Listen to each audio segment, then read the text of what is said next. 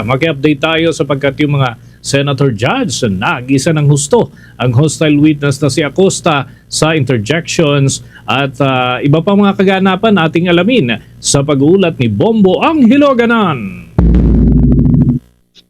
Bombo Dennis, tila ginisa nga ng mga senator judges ang hostile witness na si Office of the Vice President Special Disbursing Officer Gina Acosta sa interjection ngayong 17 araw ng impeachment trial ni Vice President Sara Duterte.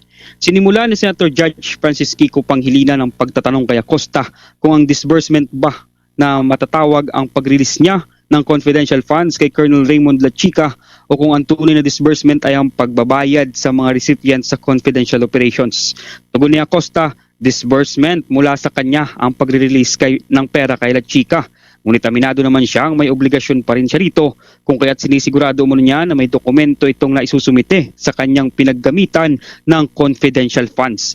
Hindi naging kontento rito si Panghilinan, Bombo Dennis, dahil nagmula niya mismo kay Acosta na wala itong sapat na dokumento para patunayan na tama ang paggastos nila Chika sa confidential funds at wala rin ito sa pinangyarihan ng nagbayad ang security officers sa mga recipients. Bagay naman na sinang-ayunan ni Senate President Sherwin Gatchalian. Kaugnay niyan, Bombo Dennis, pakinggan natin ang mga bahagi ng pagtatanong ni Senator Judge Francis Kiko Panghilinan kay Office of the Vice President Special Disbursing Officer Gina Acosta. Yung paglipat ng pondo kay Lachica, disbursement ba yun? O yung paglipat ng pondo mula kay Lachica sa supplies o medicines, yun yung disbursement? Ang ibig sabihin ko po, yung pag-disburse ko ng pera kay Lachica po, yun po ang disbursement ko, Your Honor. Okay, so pag-disburse, ibig sabihin hindi na wala ka nang tungkulin dun sa 125 million na nilipat kasi na-disburse mo na. May tungkulin pa ako, Your Honor, kasi si Lachica po ay, siya lang po ang itinalaga na security officer, Your Honor, So, na siya ang mag-implement po, Your Honor, ng mga proyekto o activities po ng confidential, Your Honor, on the ground kasi siya po ang may eksperto, Your Honor. yes, siya ang eksperto pero meron pa rin kayong tungkulin na tiyakin na tama yung disbursement. Tama? Yes. Meron pa rin akong Yes, tungkulin, yes. Your Honor, kasi ako man ang accountable officer, Your Honor. Exactly. Kaugnay niyan, question ni Senator Judge Erwin Tulfo kung alam naman pala ni Acosta na siya ang accountable officer at hindi totoo ang mga pangalan katulad ng Piatos, Chippy McDonald at Belat, bakit hindi umano nito sinabihan sila Chika at ang Vice Presidente na kailangan ang pagkakakilanlan ng mga taong ito dahil kailangang ipasa sa liquidation report ang naipapasa sa Commission on Audit o COA. Dito sinusugan ni Senator Judge Raffy Tulfo ang katanungan sa testigo kung maituturing ba nito ang kanyang sarili na smart, average o stupid. Tugon ni Acosta, average lamang umano siya. Binigyan diin naman ni Tulfo na ang taong nag-iisip ng average ay kukwestiyonin sila Chika sa mga pagkakakilanlan ng mga aliases na ginamit sa acknowledgement receipt.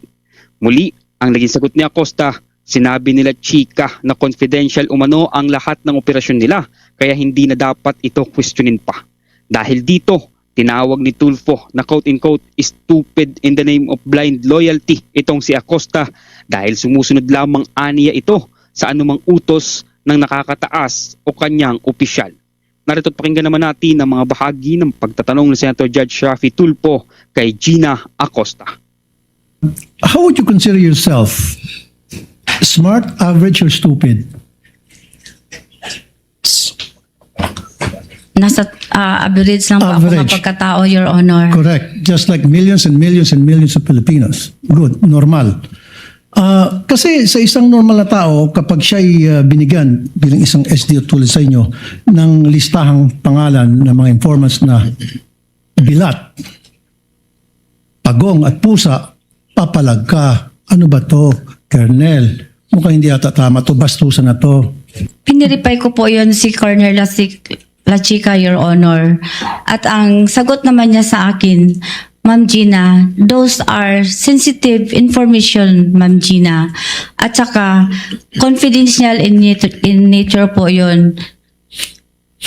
So naniwala kayo sa sinabi niya na confidential nature kahit na isa lang signature sa napakaraming pangalan. So Kasi you siya took his po, word for it. kasi siya po ang nag-implement sa mga confidential activities, Your Honor, on the grounds. Siya po ang inatasan na mag-implement. Siya ang implementor po, Your Honor. So for me, in this case, you're stupid in the name of blind loyalty. Ano po yun? Naging stupido kayo sa ngalan ng isang tinatawag na blind loyalty. Nakapikit kung ano yung sinasabi sa iyo ng nakakataas, sinusunod mo na lang.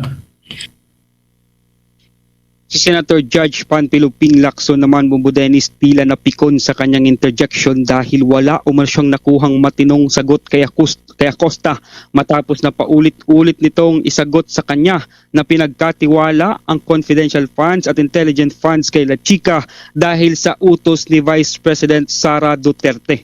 Habang si Senator Judge Joel Villanueva kwinestyon ang sistema ng pag-handle ni Acosta sa confidential funds mula sa pagiging special disbursing officer nito sa Davao City noong mayor pa rito si Duterte hanggang sa Office of the Vice President. Binigyan din ni Villanueva na matapos na maglabas ng Audit of Observation Memorandum, Notice of Suspension at Notice of Disallowance ang Commission on Audit sa OVP, hindi pa rin nag-comply ng maayos at walang binago si Acosta sa kanyang trabaho dahil naging komportable umunito sa kanyang sistema noong SDO pa sa Davao kung saan hindi ito nasita o nagka-problema. Narito't pakinggan naman natin ang mga bahagi ng pagtatanong na Senator Judge Joel Villanueva kay Gina Acosta. So ang sinasabi niyo po ay parang dumadaan lang po sa inyo at kung ano po yung dumaan sa inyo, inaaprubahan niyo lang po. Your Honor, ginagawa ko po ang aking tungkulin bilang SDO. Ginagawa ko po ng tapat, Your Honor, o tama, Your Honor. Ang tanong ko po kasi is wala ho kayong binago. Kahit kailan. Wala hong binago. Kailangan baguhin, kailangan palitan, kailangan mas detalyado, kailangan mas transparent. Yun po yung tanong. The same experience perhaps with Attorney Legutan. That's the witness's answer. You've asked Yes. her 3 times already. That's her answer. Yes, Mr. President. Thank you, Mr. Presiding Officer. It's just that we wanted to understand clearly. Ito po kasi, kaya siguro ho, ganito yung sagot ninyo dahil nung nasa Davao po kayo na SDO, ganito po yung ginagawa nyo at wala naman pong nagiging problema. Basta, Your Honor, ginagawa ko po ang aking gawain bilang SDO, Your Honor. At nung nasa Davao po kayo, wala kayong naging problema as SDO.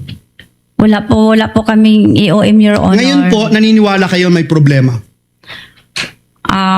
Hindi ko po... Wala po sabihin, kayo Your dito Honor. kung wala hong problema na pinag-uusapan ngayon na kailangan klaruhin. Samantala, Bumbo Dennis, sa pagtatanong ng Senator Judge Risa Hontiveros, aminado si Acosta na alam niyang siya ang maaaring managot o makasuhan kung sakaling mapatunayan na may mali sa paggamit ng confidential funds dahil siya ang accountable officer. Ngunit tiwala umano si Acosta kay Vice President Sara Duterte. Okay, Bombo Angelo?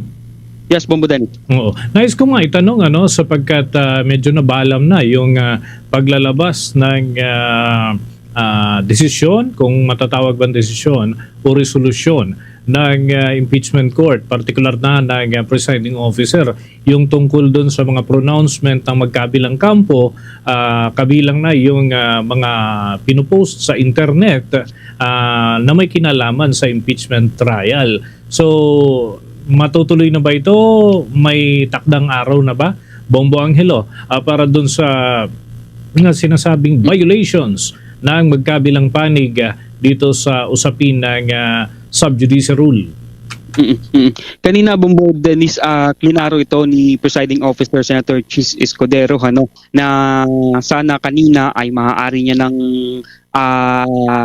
i-anunsyo kung ano ang kanyang naging desisyon dito, ngunit kakain pa daw ng malaking oras itong pag-anunsyo niya. Kasi kung matatandaan mo, Bombo Dennis, sinabi niya na bibigyan niya ng pagkakataon itong si Counsel for Prosecutor Attorney Amando Ligutan na makapagpaliwanag ng kanyang side dito nga sa sinasabi mong mga pahayag o comment nitong magkabilang panig na natatamaan ng proceedings. Ngunit kaya sabi niya ipagpapaliban na lang muna ito sa mga i-announce niya na lang daw sa mga susunod na araw kasi tatamaan na itong pagkukonvene naman ng Senado bilang legislative body kasi inabot nga kanina ng halos mag-aalas 3 ng hapon itong interjection ng mga senator judge. So aabangan natin, Bombo Dennis, na ngayong linggo ay i-anunsyo na ito ni Presiding Officer Chis Escudero.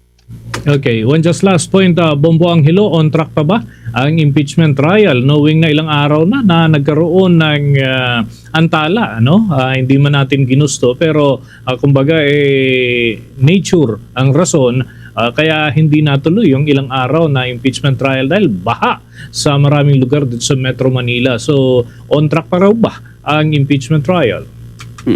Tama ka dyan, Bombo Dennis, pero sinabi naman sa atin ni impeachment court spokesperson Attorney Reginald Tunggol na behind lamang naantala lamang ng 1 o 2 araw itong impeachment trial ni Vice President Sara Duterte.